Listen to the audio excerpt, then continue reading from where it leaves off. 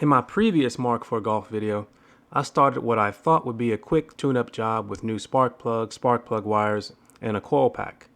But while replacing the spark plugs, I encountered one spark plug hole with stripped threads. So in this video, I'll repair it and finish the tune-up. To gain better access to the spark plug hole, the intake manifold has to come off. So that's the first task. It looks like the intake manifold is held on with some bolts down here. Throttle cable is connected to it. Got the throttle body, some connectors, some hoses, intake, and I think that's it. So I can't drive it like this, so I'm gonna go ahead and tackle it.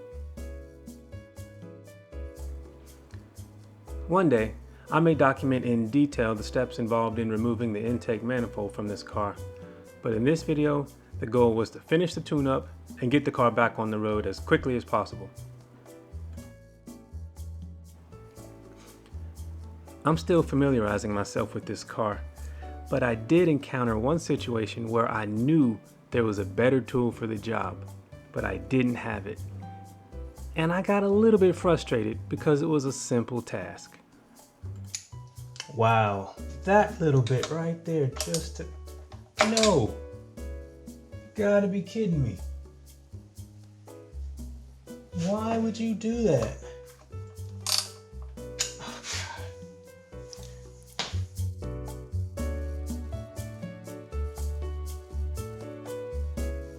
God. It is moments like this that make you buy new tools.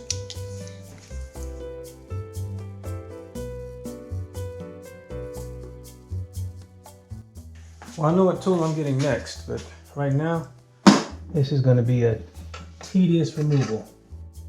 In the near future, I'll be getting a set of longer Allen wrenches and a set of longer hex bits.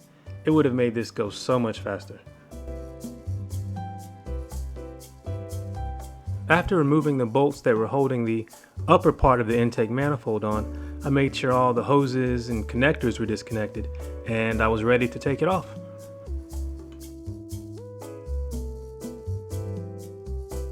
Alright, that should be the last of it. Oh, nope. Well, that helps some, but I guess I have to take the rest of the intake manifold off to get to the spark plug hole. I think I'll finish this tonight and I'll shop for helicoil and new gaskets tomorrow. Man, I thought this was going to be a quick night. A quick in and out, go to bed, but that's not the way it goes sometimes. I disconnected the plugs to the fuel injectors, and that allowed me to flop the harness over to the right side of the engine bay.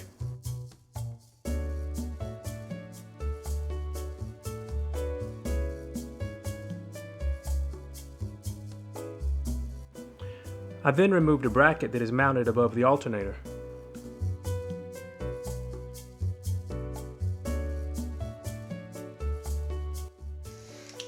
So it looks like the outside two are the only ones that come off with a regular socket. The other two come off with hex bits.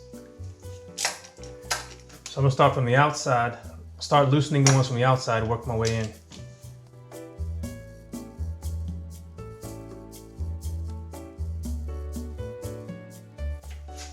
These came off with a 6mm hex bit.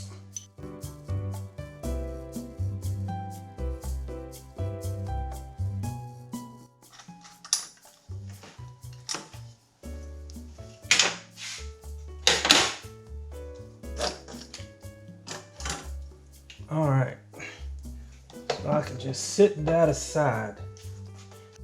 Well, I didn't want this to be the case, but I'm never going to have better access to the spark plug wires, and coil pack than I have right now.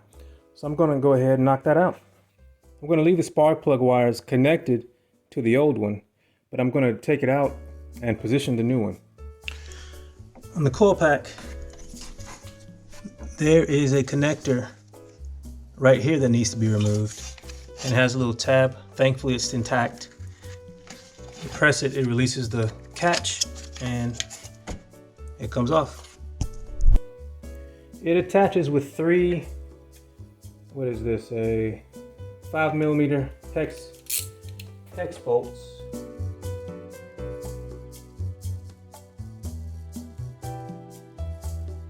So I'll set that one right there and position the new one. I got this from Europarts.com.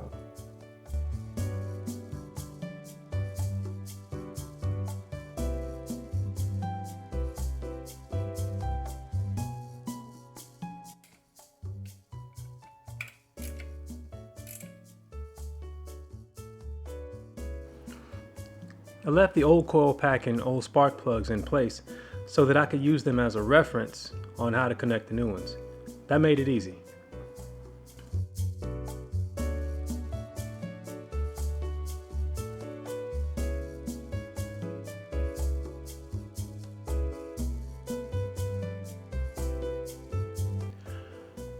Once the new ones were in place, I removed the old ones and moved on to the spark plugs that I could do. So now I've got 2 more spark plugs to replace. I'm gonna go ahead and knock those out.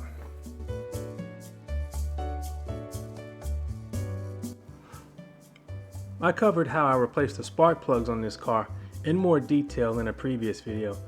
I'll throw the link up somewhere on the screen.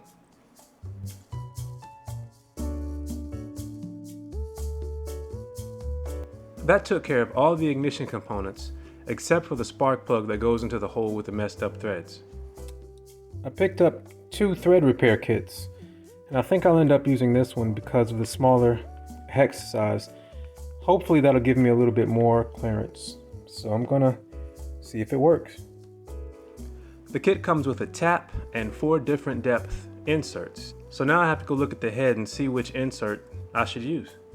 Based on what I can see, I think I'm going to use not the longest, but the second longest thread insert.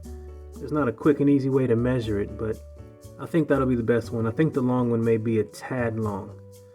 The instructions on one of the kits suggest to apply grease to the tap such that it catches any debris or any shavings from the new tap. So I like that idea, so I'm going to apply some grease to the tap.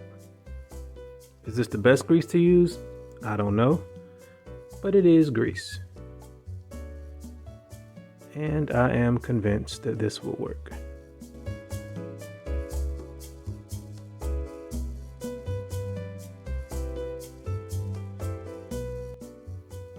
There we go. I think I got it lined up now, so wish me luck.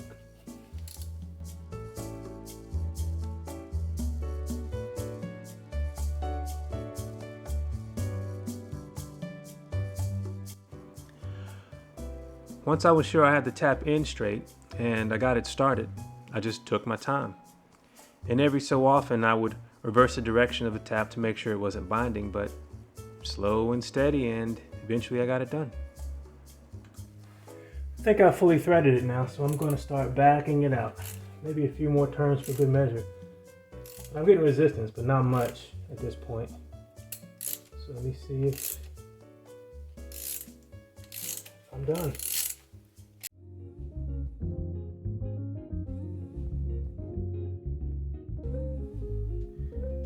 Look at that, the grease did catch a lot of the shavings, but I'll still try my best to clean out and vacuum out the chamber, but I think I got it all the way. I'm going to check it out now. It looks like I did thread it deep enough, but I do have a bit of cleaning to do. I'm going to clean up around the spark plug hole and hopefully do my best to clean out what made it into the cylinder, because even with the grease, I imagine there are still some shavings in there. To clean the hole, I scraped away what I could with a little screwdriver. Then I stuck a vacuum in there to suck out anything that got into the cylinder.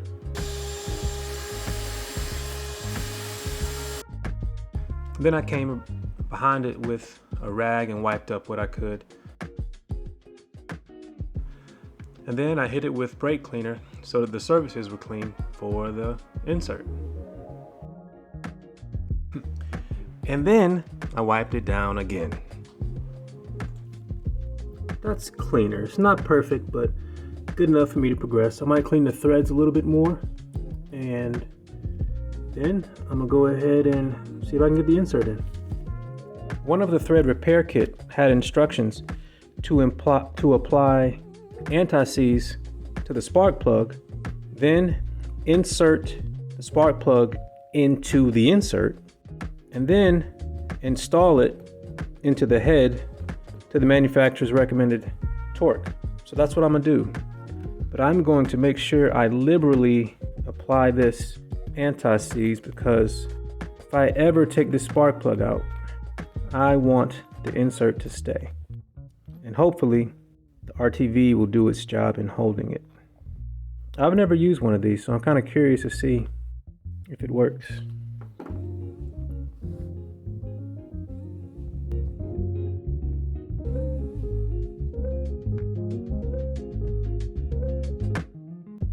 So now for the RTV.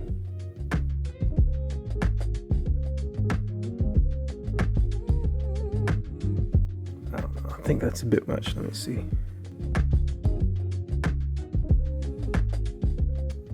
So now I'm gonna go for it. Well, here goes nothing.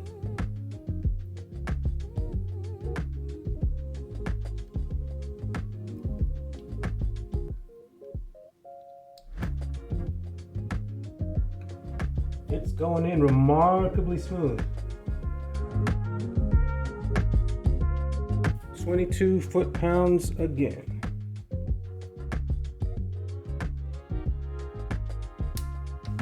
All right.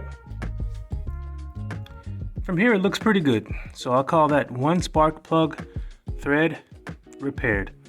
Now I can put it back together and hopefully my P1300 code doesn't come back. It's the next day. Surely the RTV on the thread repair has cured. So now put the intake manifold back on and the car will be done.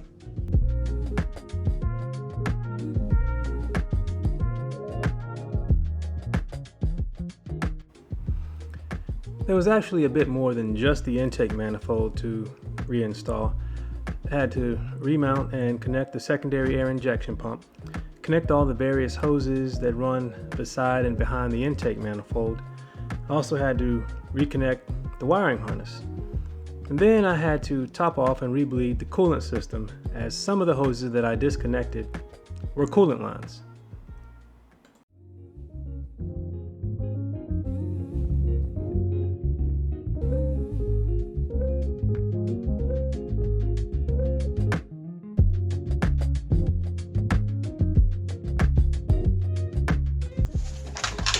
Last but not least, le throttle que vole.